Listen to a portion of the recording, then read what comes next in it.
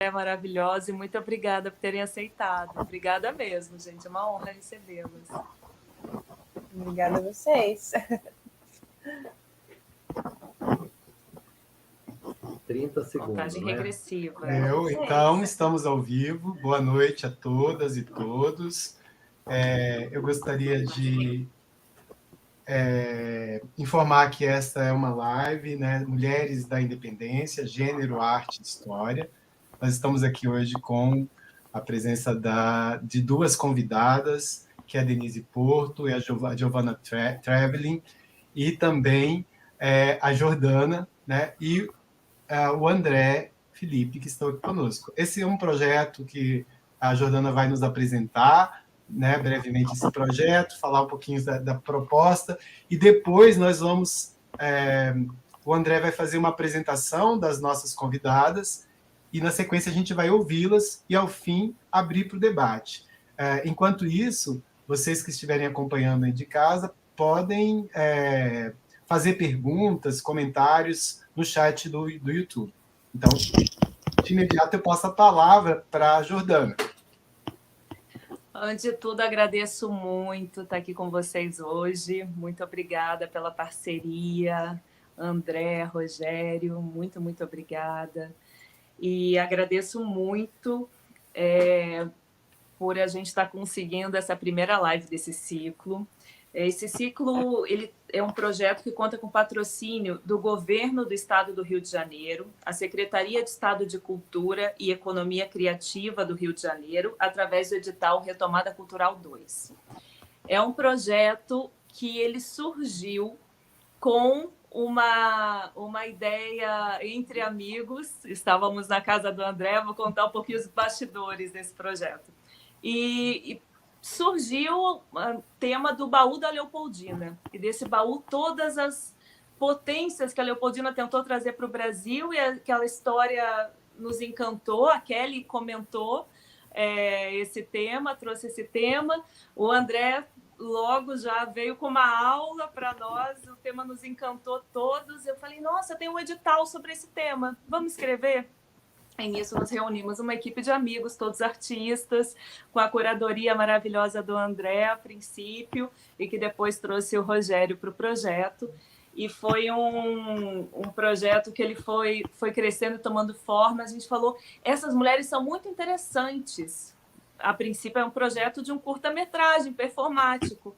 Como que a gente de verdade consegue, além desse material, dessa performance, do material artístico, trazer o conhecimento dessas mulheres? Como que a gente... Eu não aprendi sobre essas mulheres na escola. Eu não tive a aula. Eu falo, gente, é um absurdo elas não estarem, enquanto estão, como a própria Leopoldina, num lugar muito submisso, muito como a vítima da situação, que foi muito vítima também, mas ela não foi só isso, ela foi muito protagonista, é muito maravilhosa. Quanto mais eu estudo, mais eu me apaixono por essas mulheres. E isso para falar que junto a gente propôs esse ciclo de lives, e que está com a curadoria do André e do Rogério maravilhosas, e quero agradecer muito a presença de vocês que vieram participar desse projeto, e junto a gente poder também divulgar um pouquinho mais, né, do conhecimento dessas mulheres que merecem tanto ser faladas. Então, agradeço muito, Giovanna, agradeço, Denise, muito obrigada pela presença de vocês, e já passo a bola para a gente começar a falar dessas mulheres, que é o que interessa. Antes que o André comente, eu queria só lembrar, né, agradecer a Jordana, dizer que foi, né, como historiadores, André e eu somos historiadores aqui no grupo, num grupo de artistas, né, os acadêmicos, pesquisadores, enfim, nós aprendemos muito nesse processo, e eu falo de uma universidade aqui em Florianópolis, a Universidade do Estado de Santa Catarina, onde eu coordeno o programa de pós-graduação em História do Tempo Presente, que é a casa que está nos recebendo nesse mini auditório aqui virtual, e o André fala da casa de Fiocruz, né, na casa de Oswaldo Cruz, aí do Rio de Janeiro. Então, é só para dizer para vocês que nós estamos conectados aqui em lugares e espaços diferentes. E agradecer muito às instituições que estão nos recebendo e recebendo o projeto com tanto carinho, tanta abertura. André? Boa noite, gente. Boa noite, Jordana, Denise, Giovana, Rogério. É uma alegria muito grande a gente estar iniciando essa roda de conversas. É bom que a Jordana contextualizou, né, a gênese desse projeto. E, bem, eu sou André Felipe Cândido da Silva, como foi dito, e eu sou pesquisador da Casa de Oswaldo Cruz, na Fiocruz, e trabalhamos, talvez para quem não saiba, com história das ciências, história das doenças, história da saúde, ou seja, originalmente não teria nenhuma especialidade, nenhuma familiaridade muito profunda com este tema, mas, obviamente, como historiadores das ciências que somos, temos uma relação muito próxima com a Leopoldina, claro, que traz a missão austríaca dos naturalistas, von Martius, Spix e Natterer, né? Então, a Leopoldina é muito cara para nós nesse lugar, como uma patrocinadora das ciências naturais, e a partir daí isso se ampliou para uma série de outras personagens que eu próprio tive que correr atrás e estudar muito e conhecer um pouco melhor. Então, eu acho que foi uma oportunidade muito, muito boa também de aprender, como disse o Rogério, a configurar o conhecimento histórico, ampliar o acesso ao conhecimento histórico para outros formatos, outras linguagens, outras plataformas. E estou muito feliz que sejam vocês duas que estejam aqui para nos falar, né? A Denise, que eu ouvi muito durante esse período de aprendizagem, né? Que aprendi muito sobre a Maria Graham, Giovana também, que tem falado muito sobre essas mulheres. Então, estou muito feliz porque vocês duas têm suas trajetórias, vou apresentar depois de uma maneira mais organizada, mas esse compromisso, esse engajamento com a divulgação do conhecimento da história, né? Ou seja, de fato, de ampliar, de amplificar esse conhecimento para outros públicos, para que isso se torne acessível. E o Rogério, meu amigo, mas também um grande historiador que está aí dedicado a estudar, a analisar e a praticar a chamada história pública, que é exatamente esse ramo da história, da historiografia hoje em dia, que está tão ativo e tão também envolvido na divulgação científica da história para vários públicos. Então, realmente, eu acho que é uma oportunidade muito interessante da gente divulgar, da gente amplificar esse conhecimento aqui. Então, desde já, queria agradecer a parceria, agradecer ao Desk, agradecer ao Rogério, agradecer a Jordana, né? Acho que de fato, é uma oportunidade única de estreitar laços e nesse título já está presente isso, gênero,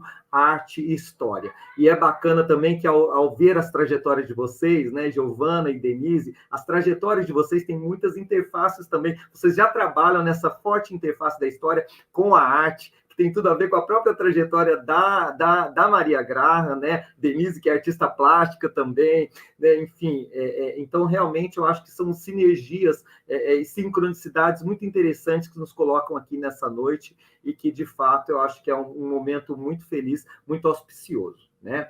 Então,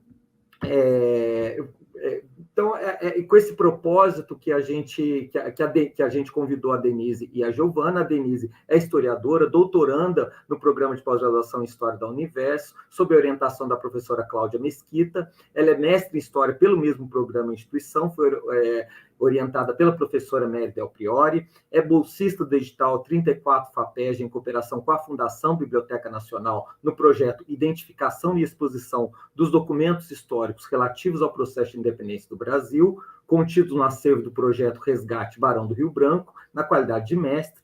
É membro do grupo de pesquisa do CNPq Política, Sociedade e Economia do Brasil no longo século XIX, atuando na linha de pesquisa Estado, Cultura e Relações de Poder, do programa de pós-graduação da Universidade Salgado de Oliveira, e é autora desse livro que eu recomendo muito, que nos ajudou muito, que eu até aprendi muito, que é o livro Maria Graham, Uma Inglesa na Independência do Brasil, lançado em 2020 pela editora CRV, e coautora em diversas obras sobre temas históricos. Por esta obra, a Denise recebeu a Medalha Biblioteca Nacional Ordem do Mérito do Livro em 2022. E a Denise tem publicações em veículos acadêmicos especializados e de divulgação da história.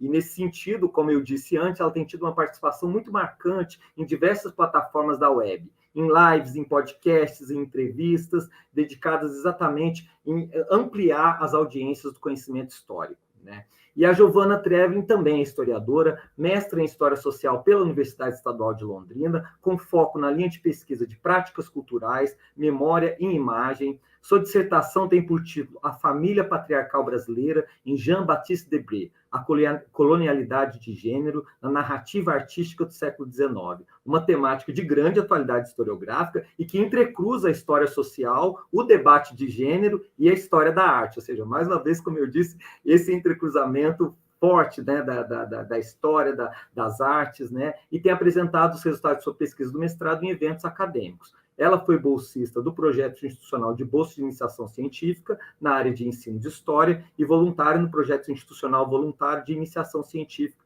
na área de história e direitos humanos. É pesquisadora do grupo de pesquisa interdisciplinar Nina Simone, que é depois, inclusive, Giovana, se você puder falar um pouquinho para a gente sobre esse grupo de pesquisa interdisciplinar Nina Simone, que eu achei muito interessante, que eu acho que tem tudo a ver também com a temática, com o que a gente propõe com esse projeto, né? Atuante na área de História do Brasil e Gênero, e trabalha com pesquisa e produção do conteúdo histórico no Instagram, @travelinggiovana, com 2 N's. Depois vou colocar aqui no chat para seguirem lá e curtir o perfil da Giovana no Instagram, tá? Então, desde já, eu passo a palavra primeiro para a Denise, tá? E depois para a Giovana, vocês fiquem... e depois a gente vai abrir a palavra para comentários e perguntas de quem está nos assistindo. Então, desde já, queria mais uma vez agradecer muito a disponibilidade de vocês, a generosidade, a gentileza de estar aqui conosco, e vamos lá. A palavra está com você, Denise. Muito obrigado. Olha, boa noite a vocês todos, cada um, especialmente Rogério, André, Giovana, você... Jordana. É uma honra, é um prazer, é uma alegria estar aqui com vocês para falar da Maria Graham e, nesse contexto, da Leopoldina, que, então, assim, veio a iluminar mais ainda essa noite, porque Leopoldina realmente ela merece todos os nossos estudos, e Maria Graham foi a grande amiga de Leopoldina e que, na verdade, quem foi a grande interlocutora de Leopoldina durante o curto espaço que Maria Graham esteve no Brasil, aqui com ela, no Palácio São Cristóvão. Então, esse momento, falar sobre as mulheres da independência, eu acho altamente relevante, porque a historiografia, durante muito tempo, né, nos relegou assim, a um lugar de margem, mas eu acho que já há alguns anos esse olhar feminino tem sido revisto e, graças a todas nós, com as nossas vozes nossos estudos, nós estamos tirando essas mulheres dos arquivos e trazendo para a luz da história, né? Inserindo tantas vozes e ações na nossa historiografia contemporânea. Para falar de Maria Graham um pouquinho, que eu preparei uma fala que desse uma ideia de uma trajetória biográfica que pudesse fazer uma síntese bastante que contextualizasse Maria Graham durante o tempo que ela teve aqui no Brasil, até chegar ao Palácio São Cristóvão. Então, Rogério, será que você pode passar aquela apresentaçãozinha? Uma apresentação também sucinta, mas que eu vou contextualizando o que Maria Graham, como é que foi essa passagem dela aqui pelo Brasil, para dar um pouco mais de ênfase nesse momento dela no Palácio, que foi extremamente conturbado e que nós temos aí realmente muito que estudar. Bem, como nós sabemos, com a chegada da família real ao Brasil, tudo muda, né? O Brasil abre os seus portos para as nações amigas e os ingleses têm um protagonismo imenso, e, com isso, há um fluxo maior de todas aquelas missões que vêm ao Brasil. Eles já esperavam por isso há algum tempo, porque as notícias já circulavam na Europa, o Brasil era um lugar bastante desejado de se conhecer, mas os portos eram fechados, então ninguém podia vir, pouquíssimos viajantes tinham a autorização de vir nas viagens. Nesse momento, então, as missões, como foi até colocado aqui, que Leopoldina vem com uma grande missão, que é a missão austríaca, que tem uma importância incrível, e essa missão até pode ser colocada como um exemplo desse momento, esse momento extremamente importante e que trouxe toda essa interlocução do Brasil com o resto do mundo, foi feito a partir desse momento das missões. E que missões são essas, né? Bem, elas são missões diplomáticas, elas são missões científicas, elas são missões culturais. Então, basicamente, nós temos 3 grupos de missões. E a Maria Graham, ela se encaixa no grupo das missões diplomáticas. Então, ela vem para o Brasil numa missão diplomática. É importante frisarmos o seguinte: esses viajantes, e tanto escritores como geógrafos e pintores e botânicos, enfim, eles vinham ao Brasil. E um dos grandes objetivos era a produção de documentos. Que documentos? Diários de viagem, cartas e, enfim, todos os relatórios. Isso tudo era importantíssimo. Então, fazia parte da bagagem cultural desses viajantes a produção dessa documentação. Essa documentação ela tinha um objetivo. O objetivo era levar para a Europa toda essa informação do Brasil, dos mais variados espectros. Tá?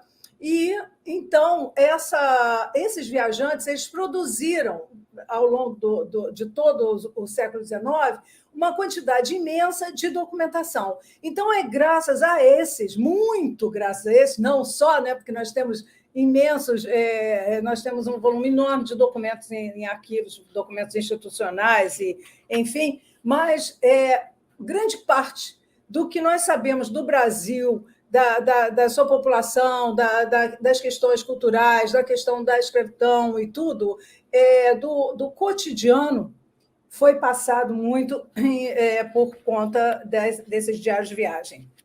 Bem, então, eu fiz essa pequena introdução para poder contextualizar a Maria Graham nesse momento. É o momento das viagens, é o momento em que os viajantes, as missões estão vindo ao Brasil, e especialmente as missões diplomáticas, sobretudo as missões diplomáticas inglesas, que elas tinham um objetivo também bastante definido, que era dar assistência jurídica aos cidadãos ingleses que moravam na América do Sul. Vamos entender a América Portuguesa e a América Espanhola, e essa América Espanhola estava também no momento de independência. Então, essa missão com a qual Maria Graham vem ao Brasil, ela tem esse objetivo de dar suporte aos cidadãos ingleses que estavam residentes aqui no Brasil. E o destino final dessa missão seria, então, o Chile, onde estava havendo também um momento de independência bastante intenso. Bem, então, feita essa apresentação, nós vamos pensar o seguinte: Maria Graham chega ao Brasil, ela nasceu... Maria Graham é uma inglesa, ela nasceu em 1785, faleceu em 1842. Ela casou-se com um capitão da Marinha Inglesa, o capitão Graham, e esse navio, a Doris, com essa tripulação comandada pelo capitão Graham, então enviada para a América do Sul para uma missão diplomática, e ela deveria passar pelos portos das principais províncias do Brasil, que eram Pernambuco, Bahia e Rio de Janeiro, e seguir para o Chile. Então, vamos para o segundo slide. Bem, Maria Graham já era muito conhecida na Inglaterra como uma escritora e com uma vasta obra publicada. Ela já tinha 2 diários de viagem, ela tinha um livro de memórias, e aquele momento também era, como eu disse para vocês, um momento de franca ascendência do mercado editorial, então todo mundo queria publicar. E Maria Graham, obviamente, viu uma grande oportunidade de escrever mais um diário nesta sua viagem para a América do Sul. Só que Maria Graham, ela era uma mulher extremamente inteligente, intelectual, ela circulava nos meios intelectuais de Londres, daquela intelectualidade romântica que estava florescendo, e que tinha todo um contexto do romantismo, e, enfim, ela chega ao Brasil, e nesse momento que ela chega ao Brasil, em 21 de setembro de 1821, já na viagem, ela começa a escrever o grande documento que se torna o Diário de uma Viagem ao Brasil, que é esta imagem, que é o Journal of Voyage to Brasil, que foi publicado em Londres em 1824, quando ela volta para a Inglaterra. Mas, durante o tempo que ela está no Brasil, ela escreve esse diário. Bem, e o que acontece é que a obra da Maria Graham, durante o tempo em que ela esteve no Brasil, é formada basicamente por dois grandes documentos. Esse, que é o Diário de uma Viagem ao Brasil, que ela escreve durante essa viagem, de 1821 a 1824, e quando ela volta para a Inglaterra, em 1825, depois ela fica lá e tal, e aí ela escreve uma obra memorialística de suma importância, que é o Esforço Biográfico de Dom Pedro I, que foi publicado pela Biblioteca Nacional no volume 60, quando Rodolfo Garcia era o diretor da biblioteca. Importante, eu trouxe aqui a folha de rosto dos anais da biblioteca, porque foi a primeira vez no mundo em que esse esforço biográfico foi publicado. E qual é a importância desse esforço? Exatamente, traz à luz a intimidade do Palácio de São Cristóvão, ou seja, o momento em que ela vive no palácio, que ela está com Leopoldina, é um momento pós-independência, e que ela tem toda uma noção, ela faz um retrato do Brasil a partir da intimidade do Palácio de São Cristóvão. Então, é muito importante essa documentação. Um outro fato importantíssimo da trajetória de Maria Graham no Brasil é o fato que ela foi preceptora da princesa Dona Maria da Glória, a princesa primogênita do casal de imperadores. Então, isso é o que, na verdade, torna ela uma mulher assim, mais notável. Mas, na verdade, para nós, pesquisadores e tal, ao longo dos anos, nós fomos ver que o protagonismo também de Maria Graham, como uma observadora e uma cronista por excelência do processo de independência do Brasil, é único. Então, ela tem uma visão sobre o Brasil, sobre todas aquelas circunstâncias que estavam acontecendo, das guerras, da guerra da independência da Bahia, da insurreição constitucionalista de Pernambuco, em 21, enfim, ela tem toda essa leitura e deixa para nós toda uma documentação. Então, vamos lá. Vamos passar para o próximo slide. Então, aqui nós temos essa imagem que é a Fragata Doris, que eu fui fazer umas pesquisas já quase que mais que recentes, porque eu não paro de pesquisar. E aí, assim, essa é realmente essa Fragata Doris, ela foi importante, ela foi um grande navio, esteve em grandes batalhas na Europa. Quando veio para o Brasil, ela já tinha mais ou menos uns 30 e poucos anos de existência, mas era um grande navio. Realmente, Maria Graham diz que tinha 47 canhões, então era uma fragata bastante robusta. E tinha uma população de 400 pessoas. Um navio com 400 pessoas é um navio muito grande, é um veleiro muito grande, e ela era a única mulher. Ela veio como professora dos cadetes, que esse navio também fazia uma viagem com os cadetes da Marinha. Então, ela era uma professora desses cadetes. Então, ela vem para o Brasil, ela chega aqui com 36 anos e ela chega a Pernambuco, a fragata Dores, ela chega a Pernambuco no dia 21 de setembro de 1821. Então, no ano passado, nós comemoramos o bicentenário da chegada de Maria Graham ao Brasil.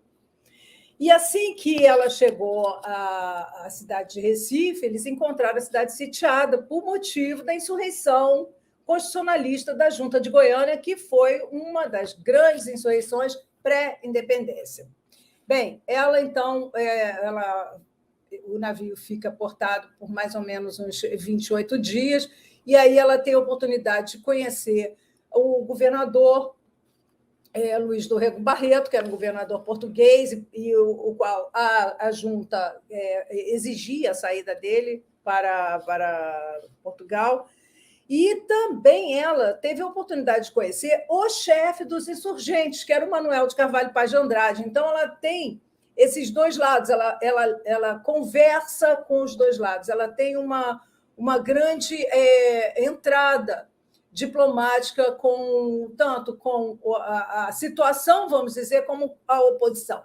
E ela faz uma leitura e uma análise de toda essa situação em Pernambuco, que é espetacular e que serve de fontes para grandes historiadores que escreveram sobre a nossa história de Pernambuco e a história da independência. Grande parte foi tirada das fontes deixadas por Maria Graham.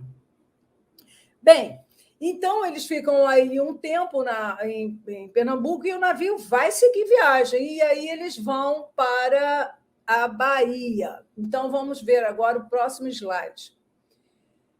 Esse slide eu coloquei, um desenho da Maria Graham, do mercado de escravos de Recife, tá? Que ela é o primeiro momento que ela encontra um mercado de escravos em Recife. Ela descreve isso com muita agudez, mas é na Bahia em que ela vai ver a face mais dura da escravidão. E é, então, nesse momento em que ela vai descrever a chegada dos navios que trazem a carga humana vinda da África aos milhares. E é muito interessante a gente observar nesse documento, que é o Diário de uma Viagem ao Brasil, as tabelas que ela coloca de entrada e saída desses navios, as cargas humanas que chegavam com vida e as que haviam morrido durante a viagem, e a proporção é de quase assim 30% das pessoas que saíam da África não chegavam ao seu destino no Brasil. Então, é muito cruel toda essa percepção dela. As fontes que ela recorre são fontes institucionais e também jornais da mídia da época. Então, ela recorre muito a fontes, ela não apenas observa e escreve criticamente o que vê, mas ela tem uma interlocução muito grande com autoridades e também com toda aquela população de oficiais de marinha, tanto marinha inglesa quanto marinha francesa, enfim, e com cônsules. Então, eles têm uma visão muito acurada do que estava acontecendo no Brasil, e tudo isso ela vai escrevendo. Bem, Então, quando ela chega na Bahia, e por isso eu coloquei essa gravura que é bastante dramática para falar sobre a Bahia, embora ela seja de Recife, mas a realidade é idêntica, ela deixa uma citação que eu vou ler para vocês, porque eu acho que é importante que nós tenhamos essa ideia de como uma estrangeira viu aquela realidade escravocrata no Brasil, e ela que era uma abolicionista, como é que ela interpretou isso no seu diário, para que os ingleses lessem. Então, ela diz o seguinte: nesse momento mesmo, ela estava num navio, tá, gente? O navio estava portado ali ao largo do porto de Salvador, então ela tinha assim uma visão privilegiada de toda aquele ir e vir dessa população e dos navios. Nesse momento mesmo, há um navio negreiro desembarcando a sua carga. Os escravos estão cantando enquanto vão para a praia. Deixaram o navio e percebem que vão para a terra firme. E assim, ao comando de seu feitor, estão a cantar uma das canções de sua terra em um país estranho. Pobres desgraçados, pudessem eles antever o mercado de escravos, a separação de amigos e parentes que ali se procederá, a marcha para o interior, o trabalho nas minas e nos engenhos de açúcar, e a canção deles seria um grito lamentoso. Este é o principal porto de escravos do Brasil. Então, ela tinha assim, consciência e ela não deixou isso passar em branco. Ela frisou bem a questão da escravidão na Bahia. E ela descreve também toda a questão da guerra constitucionalista, que nesse momento era 1821, nós estamos no ano pré-independência. Então, vamos agora para o Rio de Janeiro. Próximo slide, por favor, André.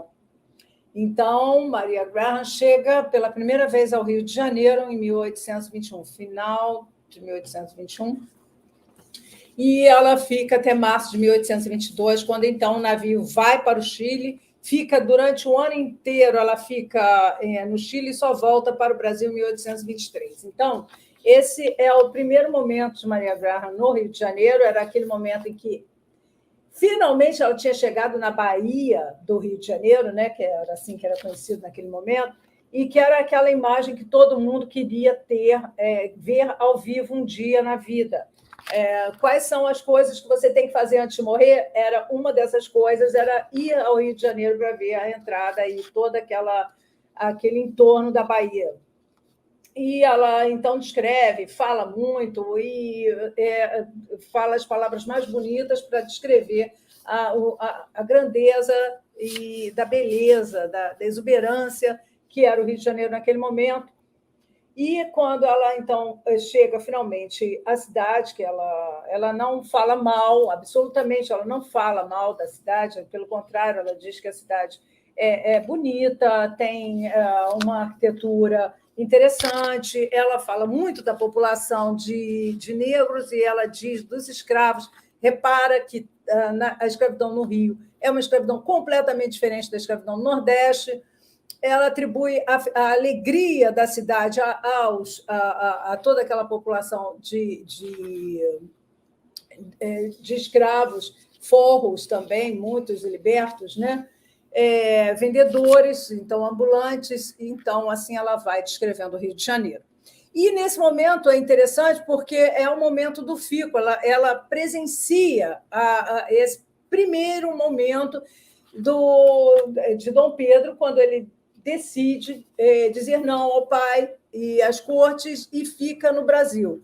Como sabemos, hoje pensamos na independência e pensamos em Dom Pedro como assim, todo um processo que Dom Pedro fez de quebra de paradigmas daquele momento, e uma dessas grandes momentos foi o fico.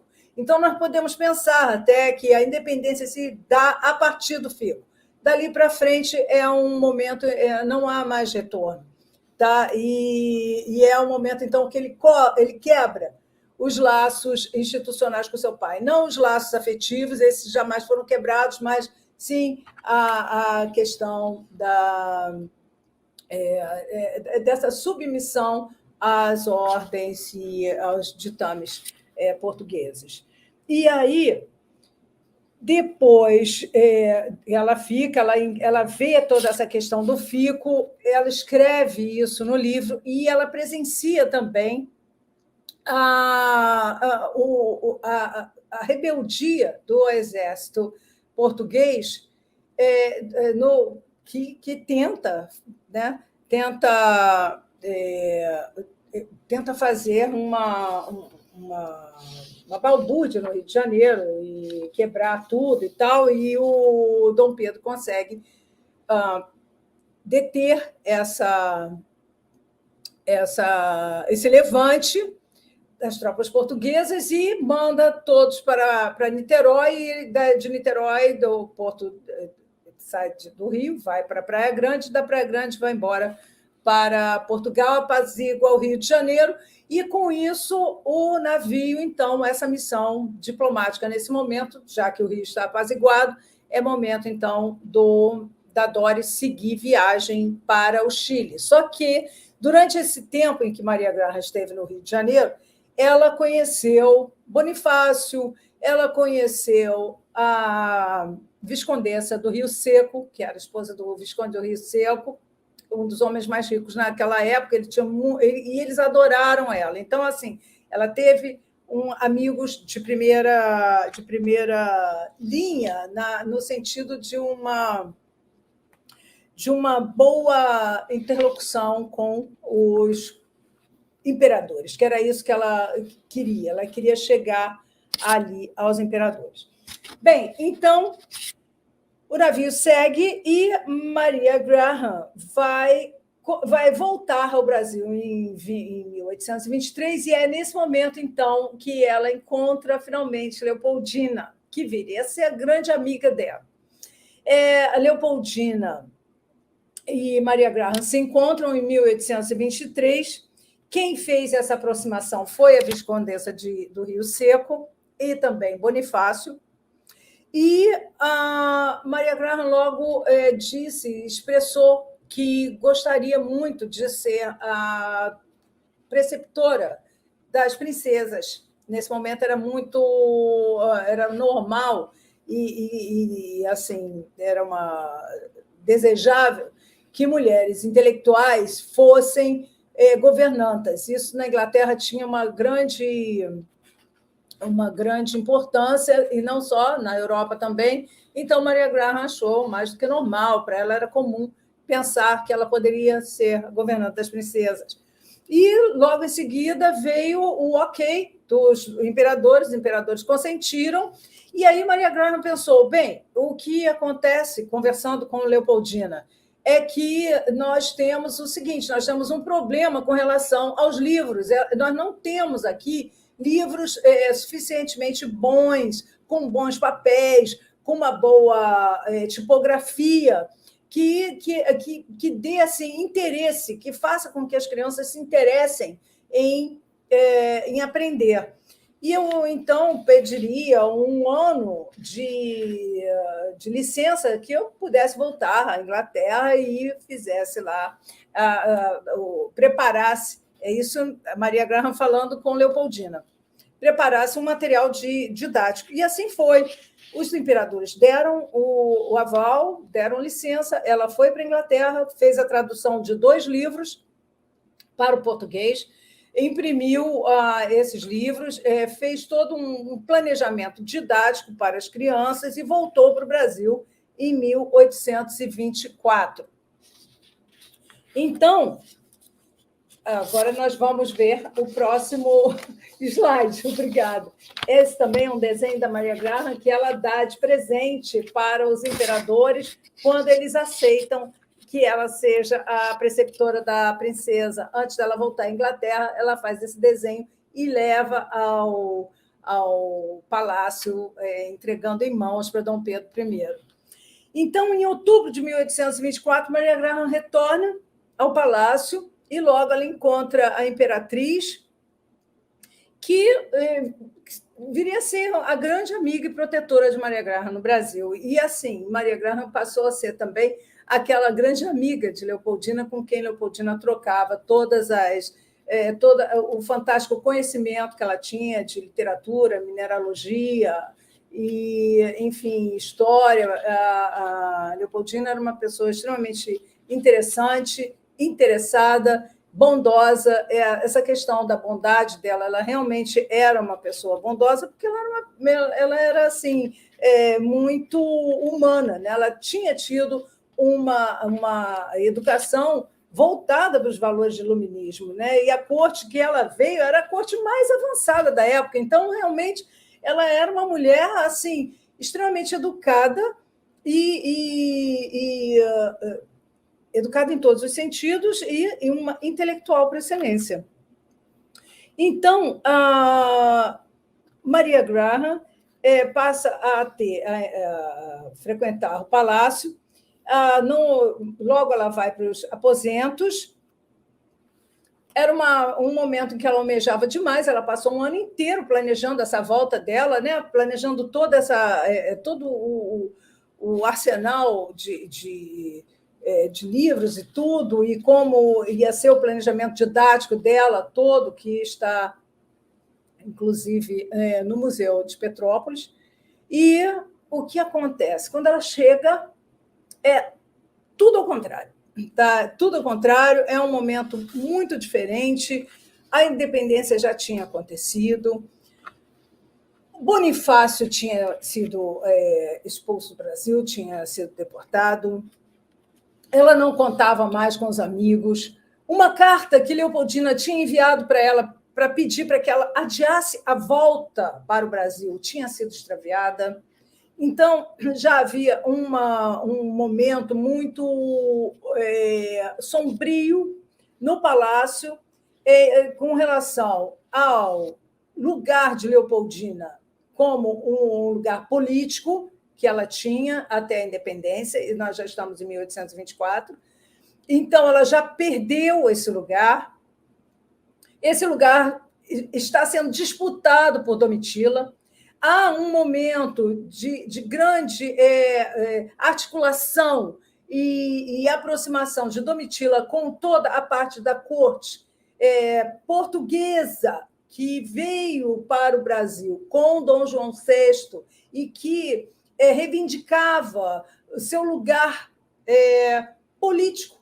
Tá? Então, assim, Domitila abraçou essa causa, ela se aproximou deles, enquanto que eles detestavam Leopoldina, e sempre detestaram, desde o dia que Leopoldina chegou no Brasil, porque ela era uma estrangeira. Na mentalidade deles, a imperatriz deveria ser alguém da corte lusitana, no máximo espanhola, e jamais austríaca. Isso não passava pela cabeça deles, e eles, então, fizeram um motim, era um motim constante, um motim silencioso, mas era um motim com o qual ela tinha que conviver dia e noite, e ela não escondia isso para Maria Graham, e o tempo todo elas conversavam sobre isso.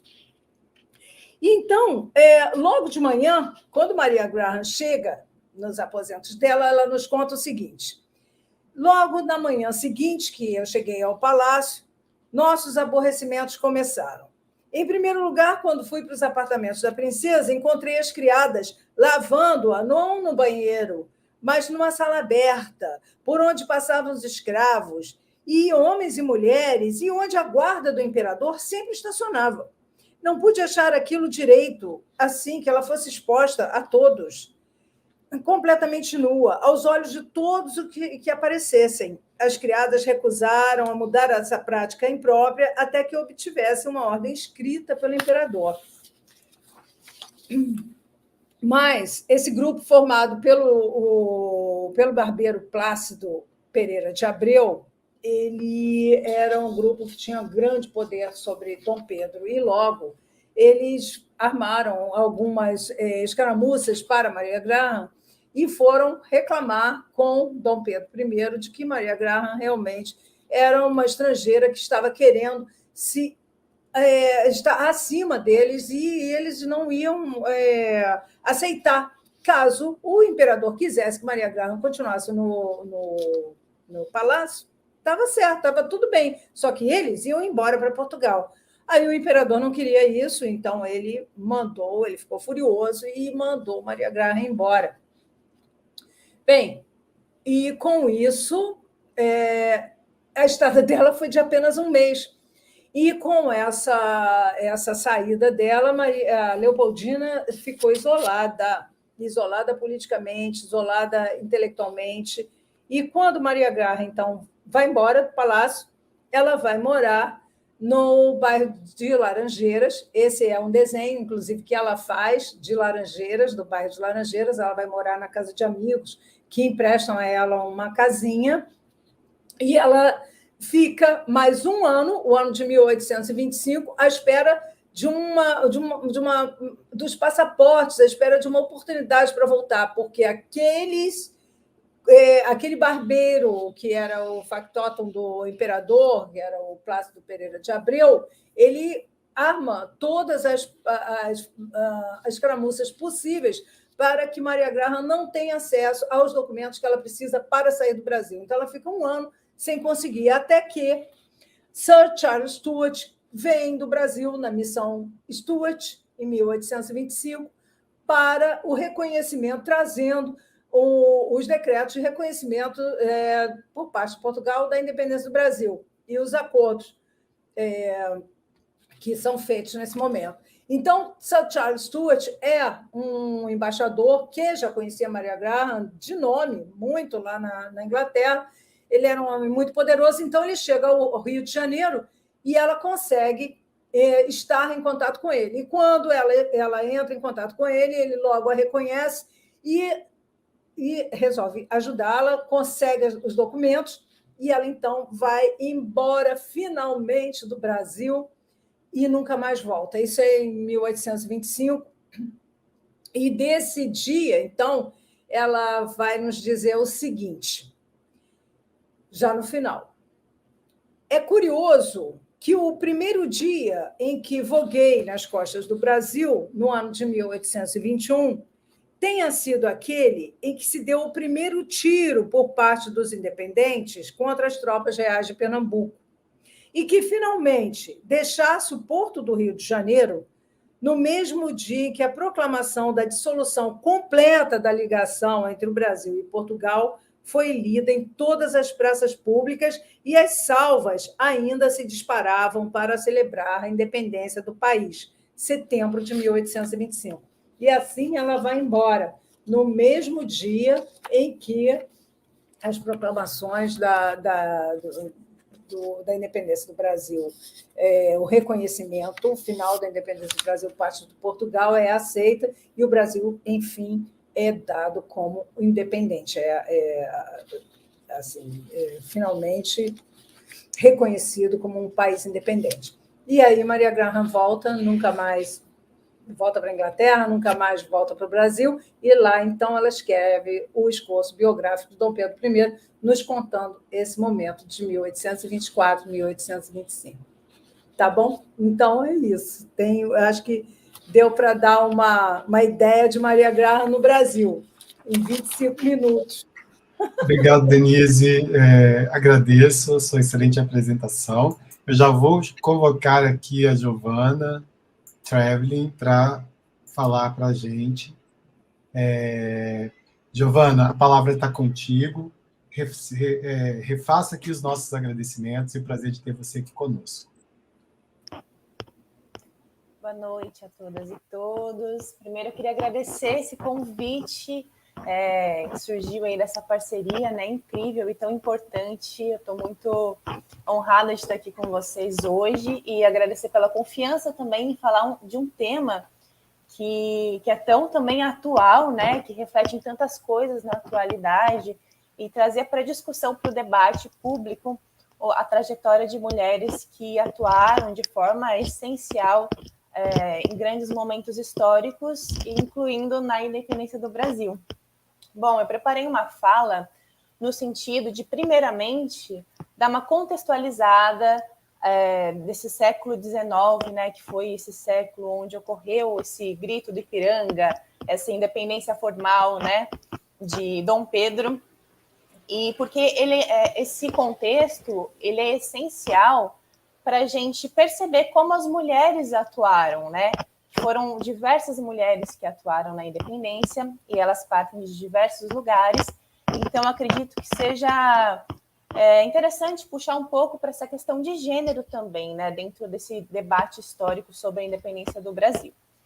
Então, a gente tem aqui um consenso, até principalmente assim, metade do século XIX, de que as mulheres ocupam determinado lugar na sociedade e no campo moral, né, dos valores sociais, religiosos. E a gente tem, então, fortemente, até metade do século XIX, esse espaço doméstico, né, destinado às mulheres, essa criação para um espaço privado, e isso constrói um imaginário social, né, que ecoa até os dias atuais, e esse âmbito político de reivindicação da voz pública não era uma norma na sociedade. E isso mas isso ser uma norma, né, esse espaço doméstico destinado às mulheres, não exclui também que elas participem da sociedade de alguma forma, mesmo que isso não seja registrado de maneira inicial.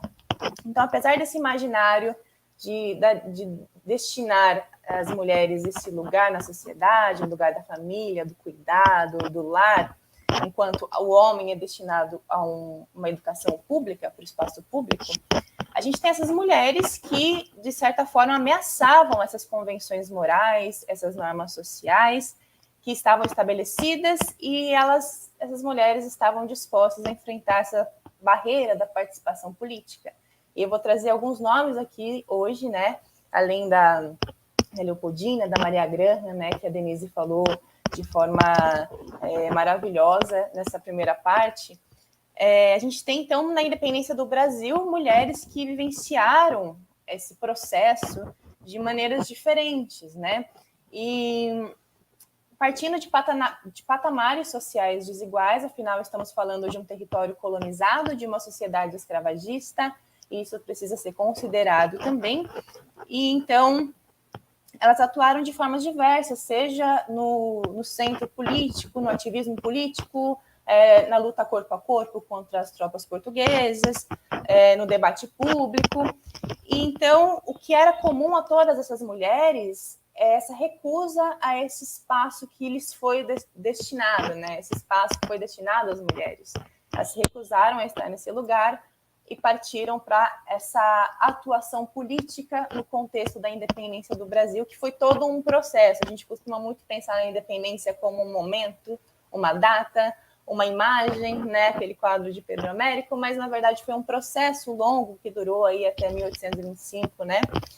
Então, essa normalização da restrição da mulher a esse espaço, né, a restrição ao mundo público, foi enraizada na sociedade e a partir, né, desde um período colonial, e a história ela tem assim parte nisso, né? A história ela constrói uma memória específica, a construção de uma memória específica histórica que faz permanecer a ideia desse pertencimento, desse lugar social às mulheres, principalmente nesse período do século XIX. Então, há nessa construção histórica determinado apagamento, silenciamento da atuação dessas mulheres no âmbito público, no âmbito político e de lutas pela independência, por exemplo. Então, quando a gente também constrói um discurso histórico, uma narrativa histórica sobre a história do Brasil, por exemplo, a gente constrói também uma opção, uma narrativa, uma maneira de se contar história. Então, é importante indagar quem construiu essa história, por quem que ela foi narrada, quais as escolhas feitas e quais os esquecimentos também que embasaram a história que a gente tem hoje, que é predominantemente masculina, né? Eu vejo na atualidade, com esses debates, com a promoção desses debates, desses lugares de discussões sobre a atuação das mulheres, como isso é importante para quebrar também com essa narrativa única que a gente tem numa oficialidade da história nacional, por exemplo. Então, quando a gente constrói a nossa memória histórica oficial, né, a partir também de esquecimentos, a gente acaba ignorando o protagonismo de mulheres, né? Por exemplo, Leopoldina, que foi essencial para a independência do Brasil no âmbito público, político, né? Também ocupando uma determinada classe social. Pouco se fala disso, né? A gente está falando mais na atualidade, mas eu, por exemplo, quando estudava história na escola, mal sabia quem era Leopoldina. A gente sabia que ela era mulher de Dom Pedro, né? Mas não se abordava como ela atuou de forma determinante no processo de independência do Brasil, por exemplo, entre tantas outras questões. Então, a gente tem aí uma questão, uma ausência até de documentação formal sobre essas mulheres, né? E aí a gente pode falar, vincular a opressão de gênero a uma questão de classe e cor também. Porque, por exemplo, temos várias mulheres negras, ex-escravizadas, e até mesmo mulheres escravizadas que lutaram em algum momento no Brasil pela abolição, ou no nosso caso aqui, na independência, que não são nomeadas, não são reconhecidas, né? A gente tem uma falha nessas documentações porque elas não eram registradas. No meu mestrado, por exemplo, eu estudei bastante esse viés da família patriarcal, né, nas obras de Debré, esse pintor francês que veio para o Brasil, também construiu um diário de viagem, e a gente tem uma questão de que já era difícil encontrar história de mulheres brancas, né? Principalmente registrada assim, por elas mesmas, né? Um viés da história narrado por mulheres. E quanto às mulheres negras, então, a gente só sabia da existência de famílias dessas mulheres negras através de diários de mulheres brancas, né? Que geralmente essas mulheres negras escravizadas seguiram essas mulheres brancas. Então, há aí uma dificuldade de encontrar essa documentação, por exemplo, de nomes como de Maria Filipa, das mulheres que lutaram em Salbara, na região da Bahia, né, no Recôncavo Baiano. E muitas vezes a gente tem atuações importantíssimas que a gente não nomeia por conta dessa documentação formal construída predominantemente por homens, né, principalmente homens brancos. Então, é necessário se questionar nesse debate também quem constrói a história, por quem ela é escrita, né? Quais foram as escolhas. Então, aí também o controle e uma repressão que apaga os processos de construção da memória sobre essas mulheres, distorção de narrativas. Por isso que eu acredito, por exemplo, que Maria Graham é tão importante, porque ela construiu uma narrativa a respeito da história do Brasil de momentos importantíssimos, e ele é construído por uma mulher, por o olhar de uma mulher, né? E isso tem muito valor nessa história, né, que a gente quer também prestar atenção a partir dessas discussões. Então, manter as mulheres fora de cena pública e dos espaços de decisão também faz parte dessa narrativa hegemônica que conhecemos hoje. E quando a gente traz a atuação das mulheres na independência do Brasil para o debate, com todas essas implicações e silenciamentos, a gente consegue distinguir também a diferença entre apagamento e ausência através do tempo, né? Ou seja, a gente entende que as mulheres também atuaram politicamente no processo de independência do Brasil, mas a gente não escuta falar sobre elas. Então, não existe uma ausência de mulheres lutando pela independência, mas sim o apagamento dessas mulheres, né? Então, quando a gente entende isso, a gente pode vincular esse apagamento a uma morte simbólica também, né? Que acaba interferindo no nosso imaginário social, por exemplo. E a gente, nesse sentido, pode voltar a atenção para duas formas de apagamento. Alguns exemplos. Primeiro, uma das formas de apagamento é esvaziar a luta das mulheres, sempre vinculando elas a uma figura masculina. E a gente tem um exemplo muito claro disso aqui, que é a Leopoldina, né? Por exemplo, a gente tem a tendência a reconhecer a Leopoldina vinculada a Dom Pedro, assim como a própria Domitila também, né? Que é conhecida como amante de Dom Pedro, mas que teve importância também política dentro do contexto. Então, uma das formas de apagamento é vinculando a atuação das mulheres a um homem, né? Que tem algum laço de afetividade com essas mulheres, seja da família, seja amorosa, enfim. Uma outra forma de apagamento, de silenciamento do protagonismo das mulheres é por meio da masculinização, né? A gente tem um exemplo disso também, que é a Maria Quitéria, que é uma das mulheres que eu vou trazer aqui. que o nome dela é Maria Quitéria de Jesus, mas ela muitas vezes é chamada de Maria Quitéria de Medeiros, porque Medeiros foi o sobrenome que ela usou do cunhado dela para ela poder entrar no exército e lutar pela independência do Brasil. Então, também a gente pode falar dessa questão de masculinizar o protagonismo feminino, e isso também é uma forma de apagamento da atuação das mulheres. Então, esses processos, né, de silenciamento, apagamento, atuam na permanência de apenas uma versão da história, que é essa versão predominantemente, né, hegemônica, que vem principalmente do norte global, né, da Europa, de nós nos reconhecemos brasileiros e brasileiras a partir de um olhar externo.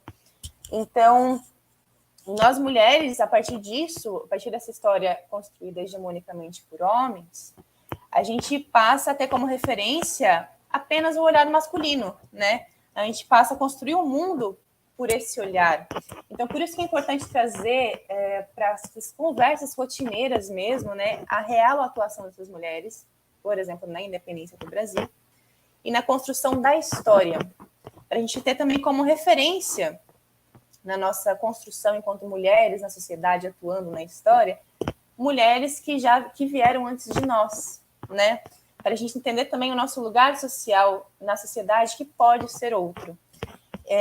Isso reflete até hoje a nossa existência social de mulheres, né? Essa falta de falar mesmo sobre quais eram elas, quais os nomes, principalmente na vida de mulheres negras, que a gente tem aí um histórico de lutas de resistência, né, à escravidão de mulheres negras tão importantes, que pouco se fala, pouco se traz para o debate, geralmente se traz a partir de movimentos sociais, por isso também é tão importante esse vínculo, né, da produção acadêmica com os movimentos sociais, com a sociedade, enfim, isso constrói a nossa existência na atualidade. Então, eu acredito que debates como esse aqui que a gente está tendo hoje são essenciais para repensar, para ampliar os horizontes da história. E então vamos trabalhar essa ideia, convido vocês a trabalhar essa ideia de que as mulheres também estavam lá no processo de independência do Brasil, né? E que ocuparam a cena pública e um momento decisivo para a história brasileira, que foi esse momento de independência do Brasil, um processo, né? Que muitas vezes também a gente silencia essa questão de que a independência foi um processo, que na verdade foi o 7 de setembro, mas ela acontece desde o início de 1822, né? A atuação da própria Joana Angélica já ocorreu ali em fevereiro de 1822, enfrentando corporalmente tropas portuguesas, né? Então, a partir de todo esse debate sobre quem são, né, essas mulheres no contexto, sobre a importância de trazer, né, uma questão aí de desigualdade de gênero já nesse contexto, a gente precisa perguntar também quem eram essas mulheres no século XIX no sentido de classe e de cor. Por exemplo, se a gente vai entrar em contato com imagens, né, iconografias do período, a gente tem imagens de mulheres indígenas, de mulheres negras, de mulheres brancas. Não tem como falar certamente quais são essas mulheres, porque existe uma pluralidade, né, no Brasil de mulheres. O que é ser mulher no século XIX? Mas quando a gente aborda esses documentos históricos, principalmente imagéticos, né, que é mais a minha área de estudo, a gente vê essas mulheres indígenas, as mulheres negras e as mulheres brancas. A questão, por exemplo, das mulheres indígenas, elas nunca aparecem em relação com mulheres negras ou mulheres brancas, elas sempre estão isoladas. Isso encontra reflexo também na cultura indígena nos dias de hoje, e até hoje marginalizada, esquecida, né? Destinada a um apagamento também desse protagonismo indígena na história do Brasil. Então, por exemplo, nas obras de Debré, quando eu vou estudar a família patriarcal, existe a mulher branca e a mulher negra em relação, mas nunca há a presença de uma mulher indígena se relacionando com essas outras mulheres. A gente já vê, então, as mulheres negras escravizadas no período, se relacionando com mulheres brancas, mas numa condição de submissão, né, de violência. Então, também tem a mulher branca aí, que pode ser a mulher de elite, né? Pode ser uma mulher branca pobre, mas que está numa condição hierarquicamente superior à mulher negra e à indígena. E eu digo isso porque isso é essencial para entender da onde essas mulheres atuam, né? A partir de que lugar social elas tem esse enfrentamento no processo de independência do Brasil, nas lutas de independência, porque a classe social, ela conduz o lugar de enfrentamento dessas mulheres, né? Então, elas são separadas pela questão de classe e cor, mas elas se encontram numa opressão de gênero, né? De maneiras diferentes, lógico, de lugares diferentes, mas elas são oprimidas por serem mulheres, né? Apesar de formatos diferentes. Então, falar aqui um pouquinho sobre algumas dessas mulheres que atuaram na independência do Brasil, talvez até por uma ordem cronológica, para facilitar, né, a compreensão, mas temos aí de início a Joana Angélica, que eu citei aqui, a abadesa, né, que morava no convento da Lapa, em Salvador, e ela enfrentou corpo a corpo tropas portuguesas que já ali em fevereiro de 1822 tentavam invadir o convento da Lapa, à procura de soldados, né, brasileiros. E Joana Angélica se pôs, né, à frente desses soldados, na frente do convento, para os soldados portugueses não entrarem, né, não passarem, e ela foi morta através de uma baioneta. Os soldados mataram ela com uma baioneta. Isso causou um grande escândalo, assim, no contexto, porque não só mataram uma mulher, uma senhora, ela já tinha, se eu não me engano, uns 60 anos, assim, mas também invadiram a casa de Deus com tanta violência, né? Isso causou uma revolta, assim. Então, ela é muito reconhecida por esse primeiro ato de enfrentamento de uma mulher no contexto do processo, né, das lutas da independência. Isso também chocou uma menina de 10 anos no período chamada Urânia Vanério, que ficou conhecida por escrever panfletos contra a invasão das tropas portuguesas no território. É importante a gente entender também que a independência não ocorre só, né, em São Paulo.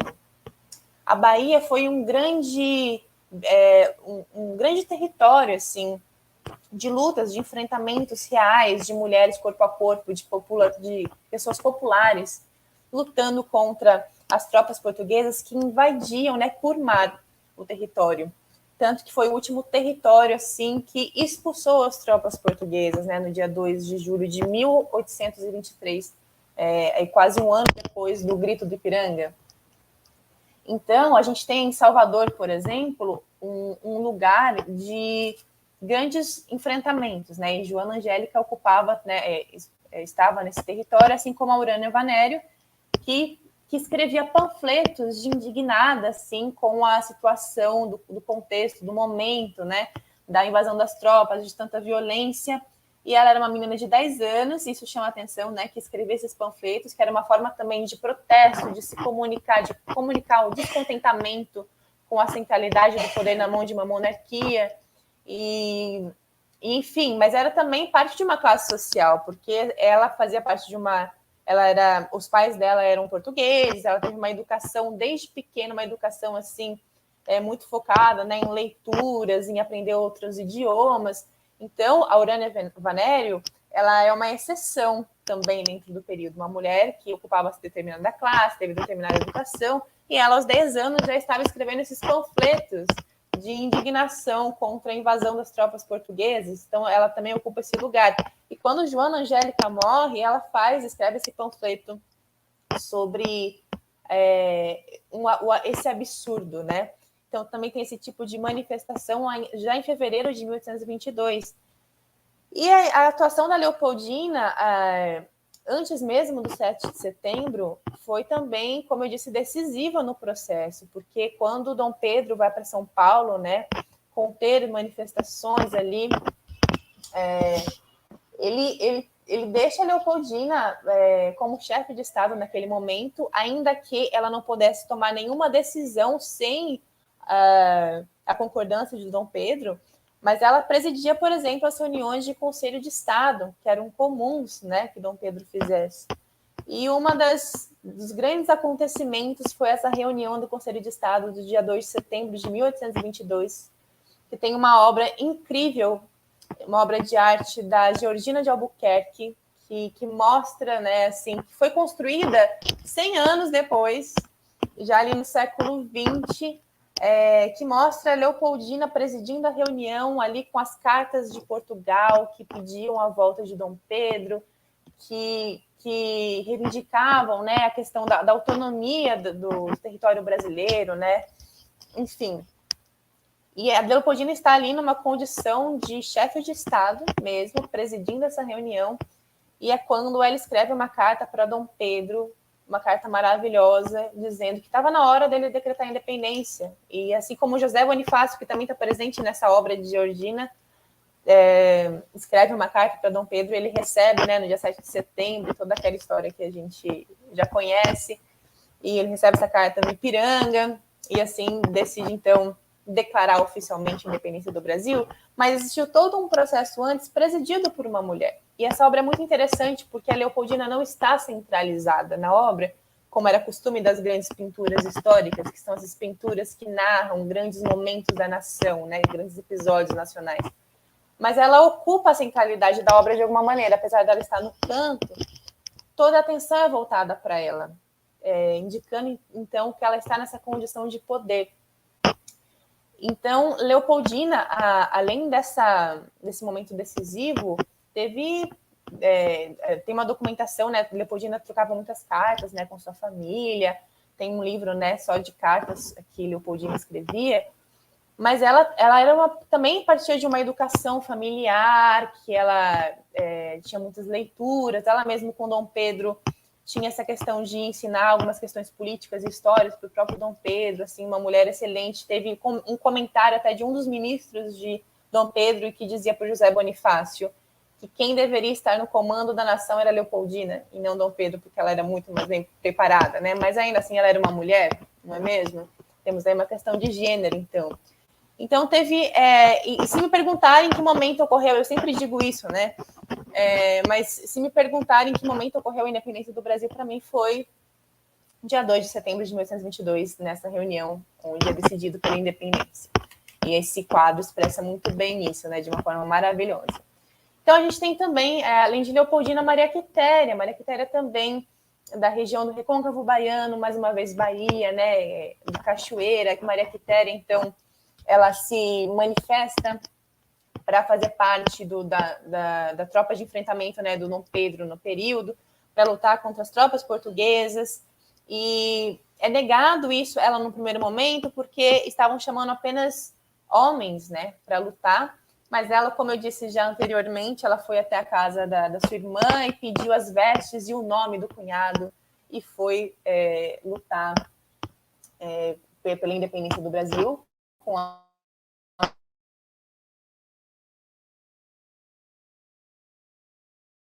tropas, né? Ela descobriu que ela estava lá lutando e mesmo assim não deixou, o chefe do exército não deixou que ela fosse dispensada porque ela atuava muito bem na defesa do território e mesmo sendo uma mulher ela continuou, né, defendendo o território das invasões portuguesas.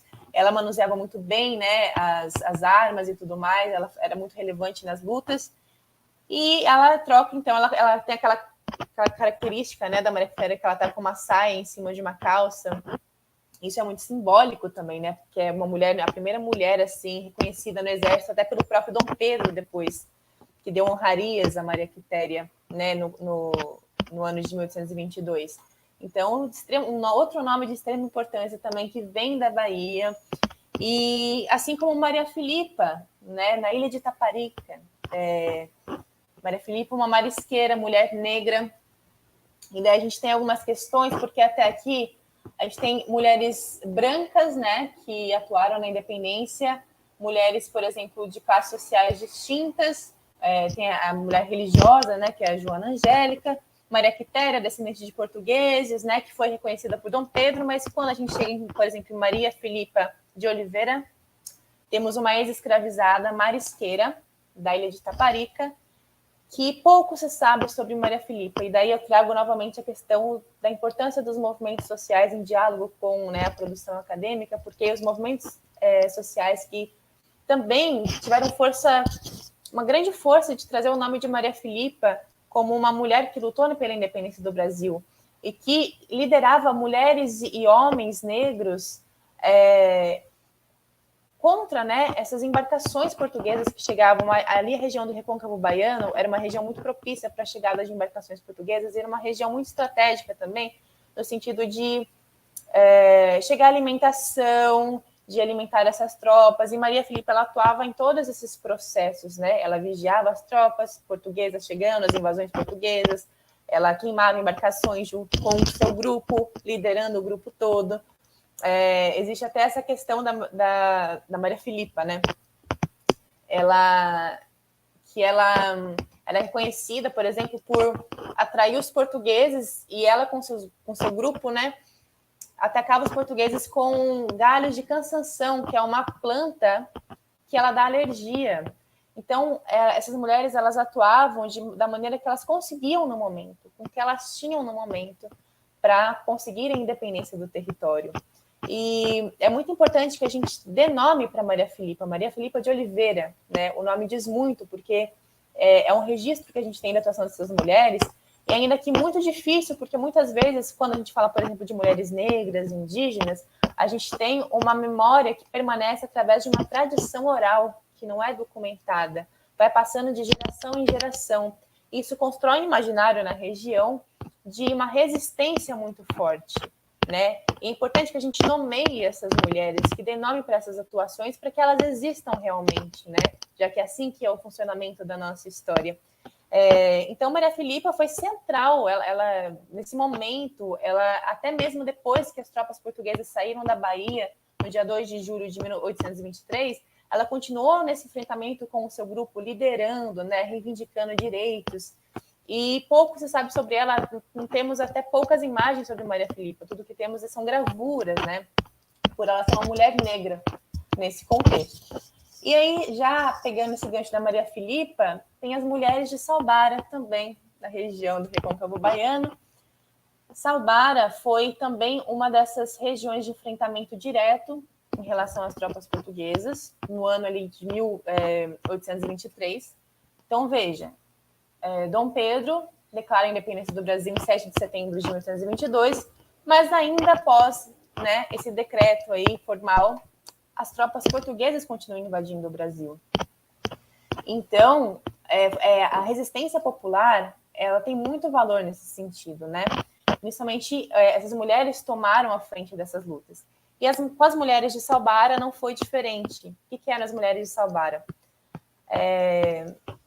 Existe, até hoje, em Salbara, um movimento, uma manifestação chamada Caretas do Mingau.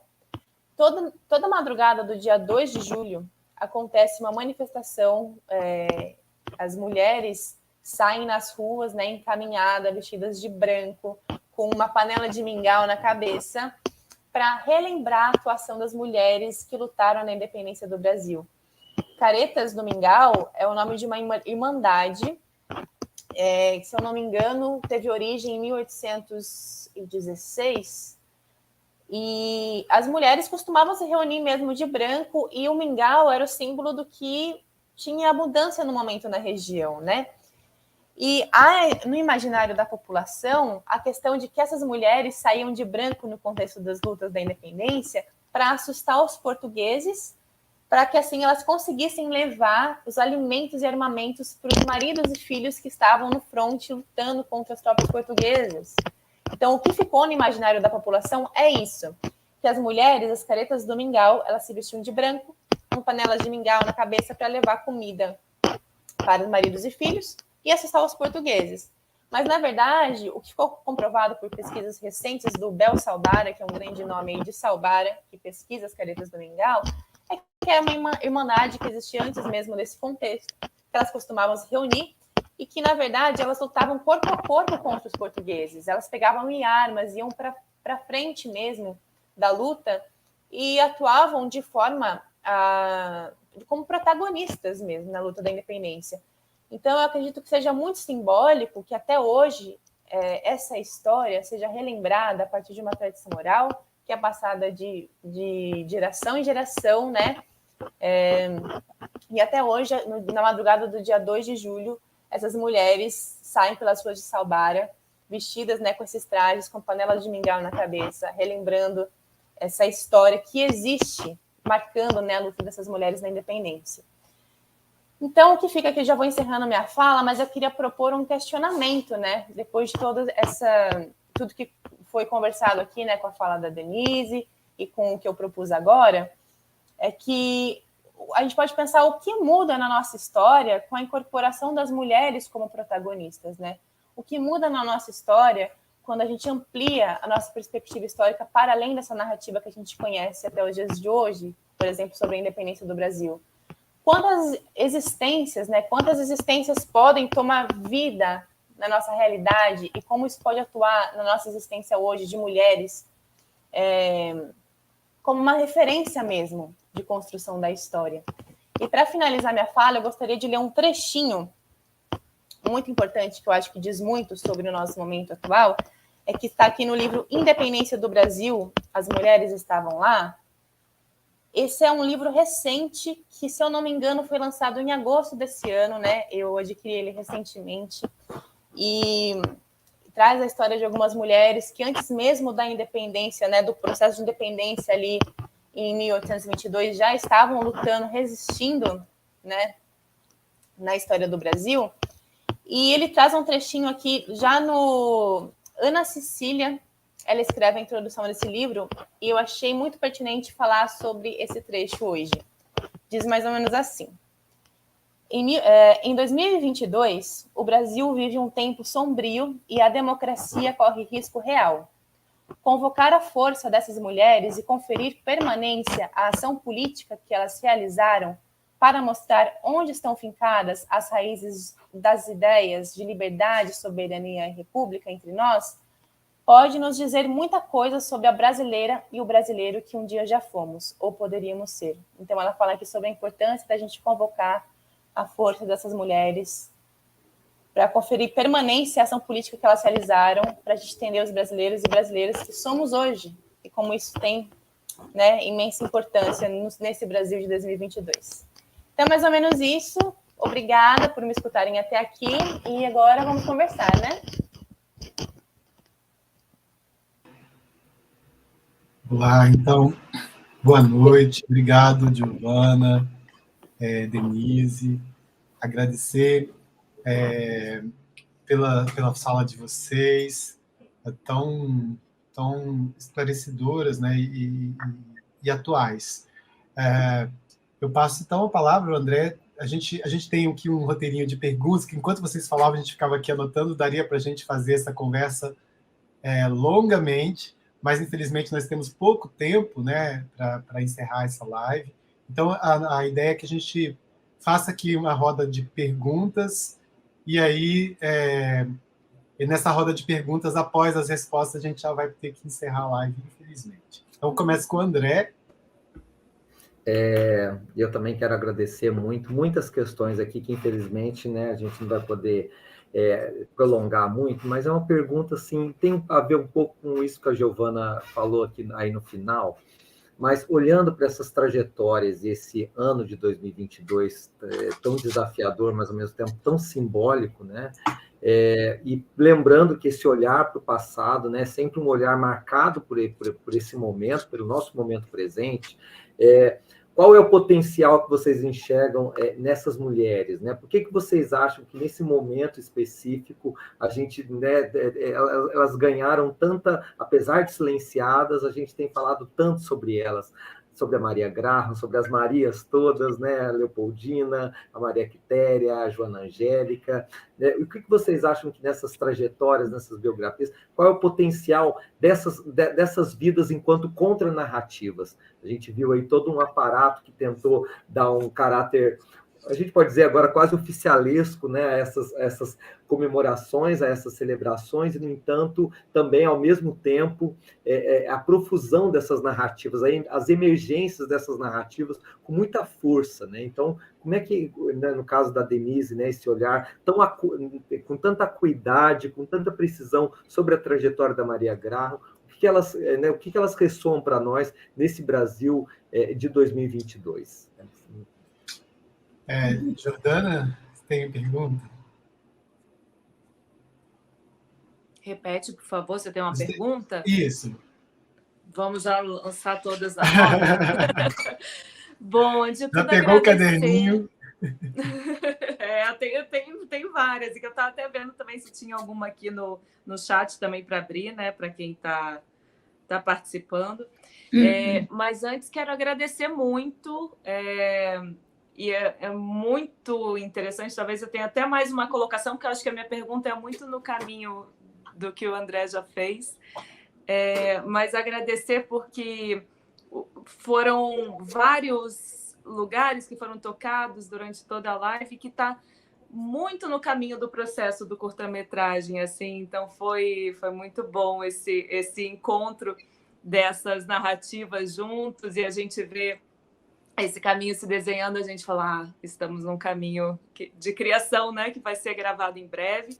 E, inclusive, vou aproveitar para agradecer amigos que são da equipe, que estão aqui presentes, agradecer o Felipe, que nos ajudou super com a edição das logos, e foi muito importante a participação dele. Agradecer o Ramon, poeta, que fez um poema lindo sobre essas mulheres, que vai estar nessa dramaturgia. Ramon Nunes Melo. E também estão as bailarinas aqui do curta, estou muito feliz de ver elas. Fiquei aqui com o coração vibrando, falei, não tenho como não deixar de agradecer a presença de vocês. E em algum lugar, essas mulheres me veem com um lugar de... E a gente até, pensando muito nesse projeto, acho que foi até o André que trouxe essa coisa, os sussurros da independência, né? O que estava por trás desse grito que tanto falam da independência? Quais foram os sussurros daquelas que não tinham voz, e aonde não tiveram voz, como elas acharam as brechas, elas acharam o lugar de se fazerem ouvidas, né? E nesse lugar também me bate muito, e por que fazer isso hoje em dia, me bate o que a gente está fazendo hoje em dia, né? Acho que a gente tem um pouquinho mais de voz, e o que a gente está fazendo, e como essas mulheres nesse lugar, né, foram tão potentes e são tão inspiradoras, assim. Não sei se é bem uma pergunta, mas acho que abre para muita coisa, com certeza, para vocês trazerem aqui com todo esse estudo. E agradecer mais uma vez, agradecer a acolhida nessa plataforma linda. Muito obrigada, Rogério. Obrigada, Giovana. Obrigada, Denise. Obrigada, André. Obrigado. Eu tenho duas perguntas também para a gente encerrar. A primeira delas é se vocês percebem assim, camadas temporais de leituras, né, ao longo do tempo sobre essas mulheres, né? Porque, embora para um público amplo, e embora não tenha chegado lá na sala de aula, as pesquisas, né, sobre essas mulheres, elas remetem a algumas décadas, né? Aí, e é graças a essas pesquisas, né, a Denise mostrou ali na década de 30, né, com Rodolfo Garcia, a publicação, né, nas memórias ali da Maria Graham, que a gente também consegue falar um pouquinho sobre elas, né, ainda que não tanto quanto a gente gostaria. E aí eu queria saber se vocês percebem assim, se há uma mudança ao longo do tempo na forma de olhar para a trajetória dessas mulheres, né?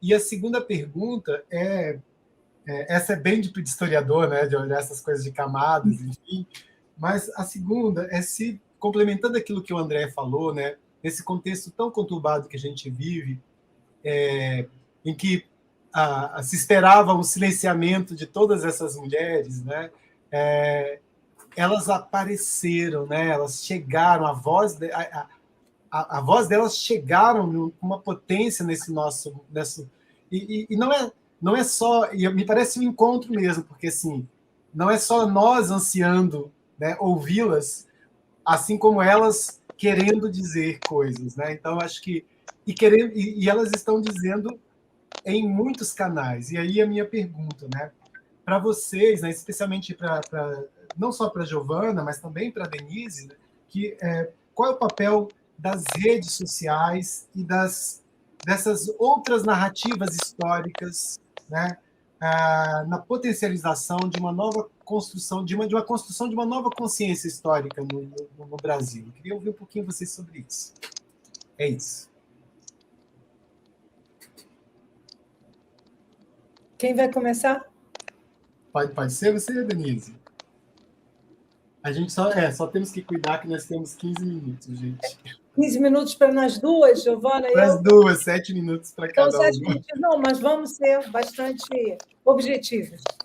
As perguntas são incríveis, eu acho que dava para a gente ficar, como sempre, né, gente?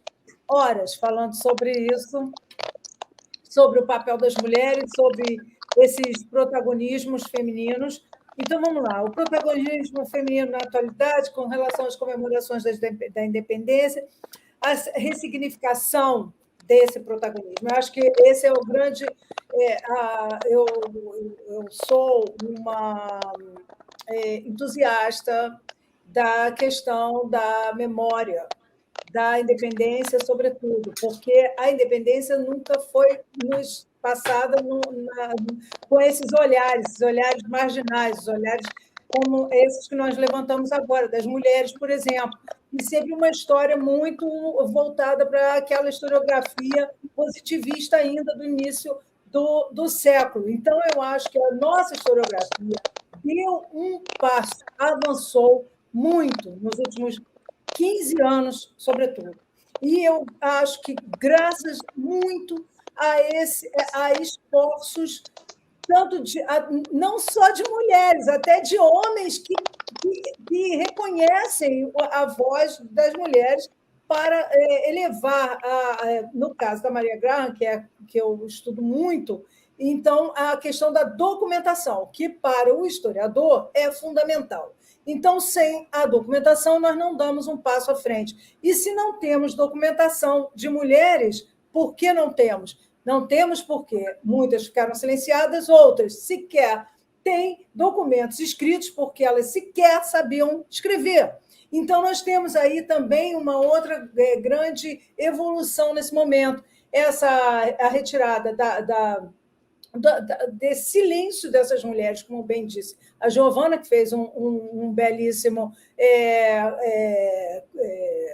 quadro, né, da atuação dessas mulheres, dando a nós essas ideias, as mulheres com pouco letradas e que, mesmo assim, conseguiram dar a sua contribuição. Aí, entrando já numa outra pergunta, não vamos considerar essas perguntas, são reflexões, como esses sussurros da independência hoje se fazem ouvir. Eu acho que muito isso, como as mulheres acham suas brechas, como achamos até hoje.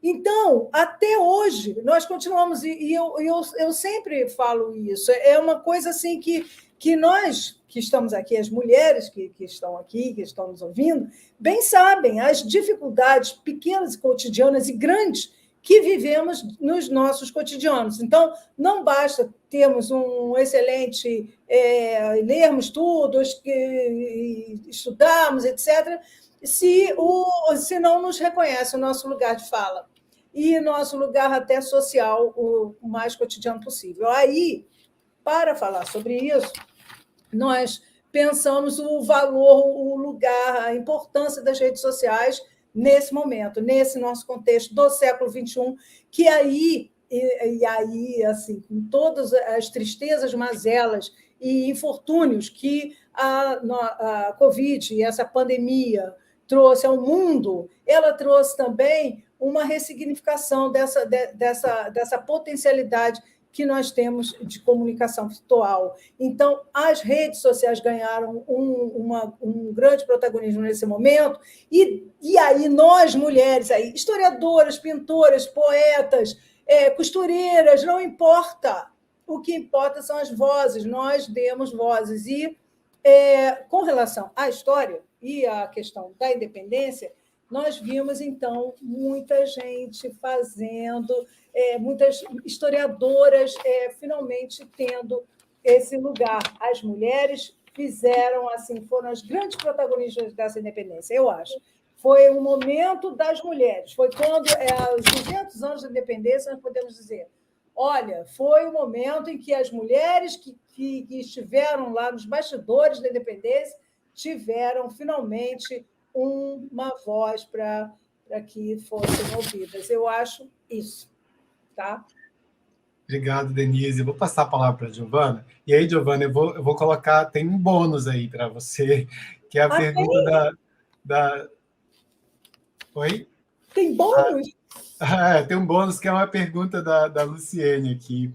A Luciene é uma amiga e colega nossa lá de Aracaju, e ela pergunta se possível, queria que comentassem sobre os apagamentos de mulheres intelectuais, educadoras, né, como a baiana Anfrísia Santiago, que é uma personagem que a Luciene conheceu, né, me apresentou, já é uma personagem ali, uma educadora ali do século XX, como ela, muitas outras mulheres também intelectuais e educadoras do XIX, né, que vocês têm comentado, né, que coletam dados úteis, assim, no caso da Anfrísia, ela foi uma arquivista, assim, ela trouxe dados históricos fundamentais, e os historiadores depois se apropriaram dos dados que ela trouxe e simplesmente foi apagando de edição em edição, foi apagando, e aquele espólio da descoberta dela ficou associado a José Honório Rodrigues, por exemplo. Nossa, mas isso é muito comum. Isso parece, assim, não é um caso isolado, né? Vamos combinar. Então, acho que poderíamos ouvir vocês sobre isso. Incrível. Se quiser falar, Denise, sobre isso? Não, pode falar, Giovana. É você agora. Então, o que eu penso sobre essa questão, já pegando essa questão da Luciene, né, do apagamento das descobertas, né, por conta da fama dos homens, eu vejo muito como uma legitimação do discurso masculino, né? Assim, isso a gente pode dar um exemplo assim básico, por exemplo, a questão das mulheres dentro da educação, que foi o que a Luciene trouxe. As mulheres são predominantes na educação de crianças, por exemplo, que estão numa posição de cuidado. Quando a gente chega no meio acadêmico, a gente vê uma predominância de homens. Ah, sim. Né? Daí existe aí uma questão do domínio do saber, do discurso, da narrativa, que é a construção da nossa história. Né? Isso aí. Então, é legitimado através de vozes masculinas. Nós conhecemos a história através dessas vozes. E quando a gente fala sobre a história do Brasil, por exemplo, a gente tem ainda o plus da questão da Europa, né, de ser colônia e tudo mais, e tem a questão de gênero, de cor, de territorial, né, geográfica. Então, o que é legitimado, a história que conhecemos que é legitimada, é pela voz masculina, né? Isso vem desde uma história antiga, por exemplo, de discursos na Grécia Antiga, onde não podia dar essas voz pública às mulheres, né? Então, normalizou esse lugar social, se normalizou. Mas para que o homem pudesse existir dessa forma, há também a mulher atrás, sustentando toda uma estrutura social, e aí a gente pode entrar na questão dos sussurros da independência, que para que homens estivessem aparecendo nos grandes acontecimentos da nossa história, seja da forma imagética, seja de forma escrita, discursiva, as mulheres estavam lá de alguma forma sustentando essa existência masculina, e estamos até hoje, né? Afinal, para que o homem possa trabalhar nos espaços públicos, muitas mulheres estão em casa, cuidando da existência desse homem no lugar privado. Então, assim, isso repercute a história toda, né? E faz com que a nossa existência sustente de forma de subordinação toda uma sociedade, né? Se a gente for pensar numa pirâmide, assim, por exemplo, a mulher negra, tem uma frase incrível da Grada Quilomba, que ela fala, que ela adapta a frase da Simone de Beauvoir, e ela fala que a mulher negra é o outro do outro. A mulher negra é o outro do homem branco por ser mulher, e é o outro da mulher branca por ser negra.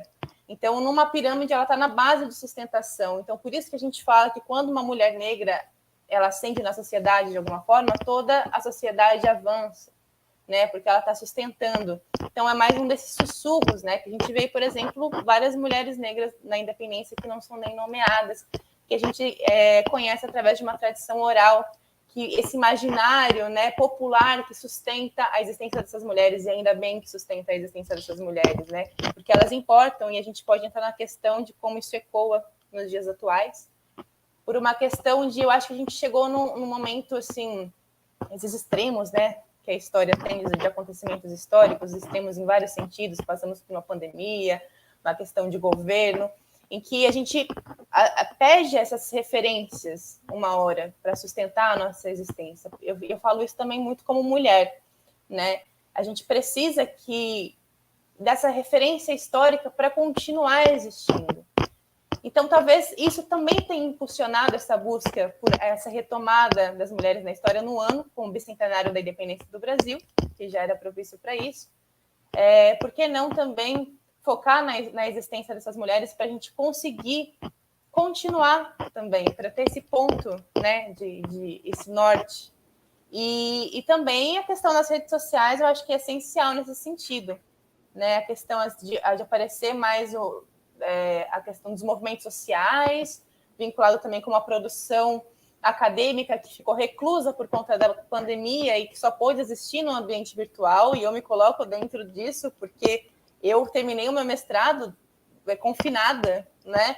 E eu consumi tanta coisa, eu tive esse negócio de me inscrever em tudo que eu via pela frente, consumir tudo que eu via pela frente, e uma hora eu falei, gente, eu preciso externalizar isso de alguma forma, isso não pode parar em mim, não tem sentido. E foi aí que eu comecei a produzir conteúdo, né? E a importância dessa história pública, porque se ela parar na gente, não significa, né? Ela precisa estar em contato com o público para que haja mudanças. Então, aí vem a história dessas mulheres, né? Do trabalho com as redes sociais, das mulheres poderem falar também nessas redes sociais. É lógico que a gente está falando também aí de uma... Tem muita gente que não tem esses acessos, mas que a gente pode entrar em contato a gente aqui agora, né, de vários lugares do Brasil, e poder conversar sobre isso, poder externalizar também a nossa existência, a nossa história de vários lugares, não ficar só centralizado, né, numa bolha, é muito importante para que essas narrativas retomem força. E eu espero que isso ecoe cada vez mais, e por isso que eu quero parabenizar vocês por esse encontro, né? Porque isso faz parte dessa história, dessa retomada e de ampliar a nossa perspectiva. E eu estou muito contente por fazer parte disso também. Isso aí. Denise, você quer falar alguma coisa? Sim, por favor. Eu acho que você leu a minha mente. Então, não, o que eu queria era só completar uma coisinha, que são tantos assuntos bons que a gente fica aqui realmente desenvolvendo muitas ideias. Mas uma das coisas que eu também pensei sobre essa questão desse momento da independência e qual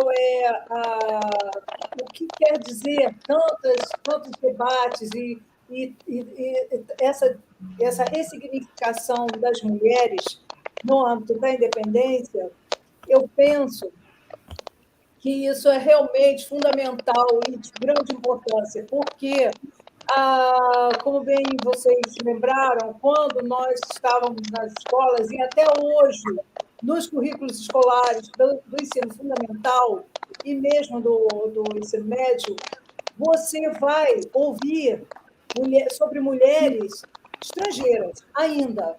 Então, todos os nossos referenciais sempre foram ligados ou à história da Europa, ou à história dos Estados Unidos, ou a histórias, vamos dizer, mais assim, excêntricas, falando sobre alguma coisa da Ásia, que aí já é mais uma excentricidade. Mas o que se pega mais é a Europa e os Estados Unidos. E aí as nossas mulheres. Então, essas mulheres vieram à tona e estão sendo replicadas. Cada vez que nós falamos, mais um ouve, mais um vai falar para o outro, e assim vão tentar ler, vão buscar informações, e as coisas vão realmente mudando.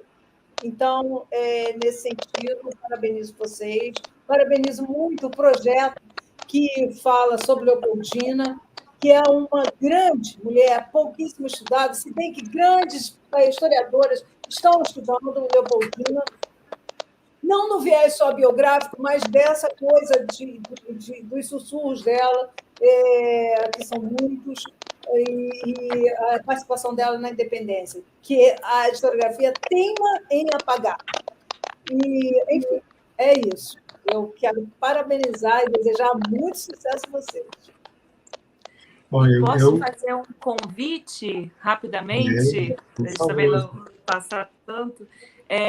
Antes até colocar, porque eu coloquei muito no início, esse baú da Leopoldina surgiu daí, mas muitas mulheres estão retratadas, muitas que foram colocadas. Maria Filipa está lá, com seu batalhão de 40 mulheres, que infelizmente a gente não sabe o nome, né? A gente tem mais o nome de 3, se eu não me engano, mas o resto, mas elas estão lá representadas, a força delas. A gente está com Joana Angélica, a gente está com um retrato de 5 mulheres. A Urânia, a menina aparece lá, a Maria Quitéria, e elas estão todas lá no curta, realmente. Surgiu da Leopoldina, mas de lá, realmente, a gente começou a aprofundar nessas mulheres, são muito maravilhosas, heroínas mesmo, são as nossas heroínas. Né? Heroínas.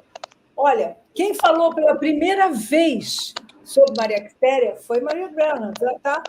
Quem primeira vez escreveu sobre ela foi Maria Graham, porque Maria Quitéria, quando esteve no Rio para ganhar aquela condecoração, foi a primeira pessoa a ganhar, e principalmente a primeira mulher, a Ordem do Cruzeiro, que era a maior comenda honorífica que poderia ser dada a alguém, foi dada a ela, Soldado Medeiros, com grande honraria, e ela foi procurar Maria Graham no Rio de Janeiro para contar a história dela. E essa história é fantástica. Então, assim, a coisa do saiote, enfim, tudo mais, e como tudo se deu, estou só para colocar isso, como existe história nos bastidores. Bom, é muito incrível, né? Esse retrato de obrigado. fora também. Mas era um convite. Posso só a última coisa, juro? É só fazer um convite para seguirem as redes do projeto também, que lá a gente vai compartilhar o curta quando for lançado. Hoje até a rede foi para o ar. Está com @mulheres.da.independência. No Instagram, lá a gente vai divulgar quando o curta for lançado, tanto nas redes, quanto vai ter uma transmissão dele no Museu de Arte do Rio. Estão todos convidados. Opa, mas que bom, eu quero ir. Por favor. Por favor. Por favor, fazemos questão. Por favor. Fazemos questão. E sigam lá, que lá a gente vai compartilhar com o público também. E agradecer mais uma vez. Eu espero que essa seja a primeira de muitas conversas que a gente possa ter, de outros encontros, né? Quem sabe presenciais, numa próxima oportunidade. E dizer que foi uma aula. Nós, professores, às vezes a gente fica carentes de ouvir e de assistir aulas, né? É tão bacana quando a gente assiste aulas de pessoas envolvidas com os personagens, sujeitos, né, com que trabalham, né? Eu nem digo que pesquisa, porque trabalham, são quase... são íntimas, né? Quase cúmplices da gente. Esses personagens acabam se tornando. E eu agradeço, né? E me despeço de vocês. André, por favor.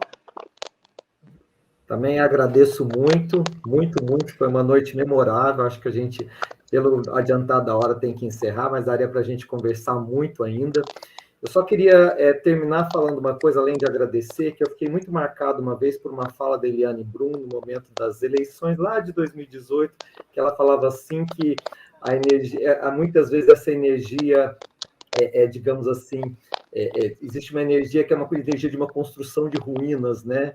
E ela fala muito isso, a energia feminina era uma força que ela dizia que era imparável. E essa energia é uma energia da tessitura, de tecer, né? E isso é um aprendizado muito grande. Então, eu espero que nesse momento que a gente está aí projetando futuros, e a história tem um papel fundamental nisso, que essas mulheres, que esse projeto, que as colaborações, que as redes possam nos ajudar a ancorar essa energia da tessitura, de tecer.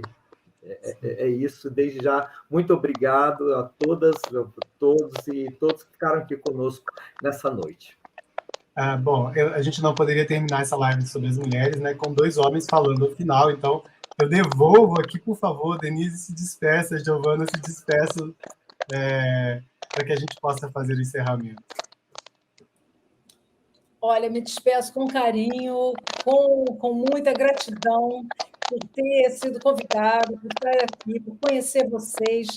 E essa é um entrecruzamento de itinerários. Então, André, você estava falando dessa coisa desse entrecruzamento. Eu ando com esse conceito, escrevendo sobre esse conceito, que é maravilhoso. E é exatamente isso aqui. É uma confluência epistemológica. É isso que nós estamos fazendo, que é extremamente bonito e rico. E eu só tenho a agradecer, e o público, muito obrigado por nos ouvir. E viva a pesquisa, e vamos em frente nas nossas descobertas. Beijo.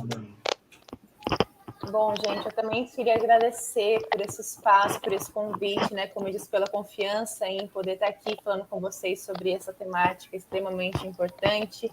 Eu acho que momentos como esse, eles, além de tudo, né, além de abordar temas essenciais para a nossa história, eles dão força, né, para a gente continuar falando mais e promovendo mais esses encontros e com esse projeto incrível que vocês estão. Então, vida longa para essas discussões, para que novos encontros aconteçam. Quero agradecer vocês e a todo mundo que ficou aqui até agora, né, escutando a gente, e que a gente continue cada vez mais promovendo esses espaços, porque é assim que a gente pode, né, construir outros lugares também dentro da nossa história. Muito obrigada.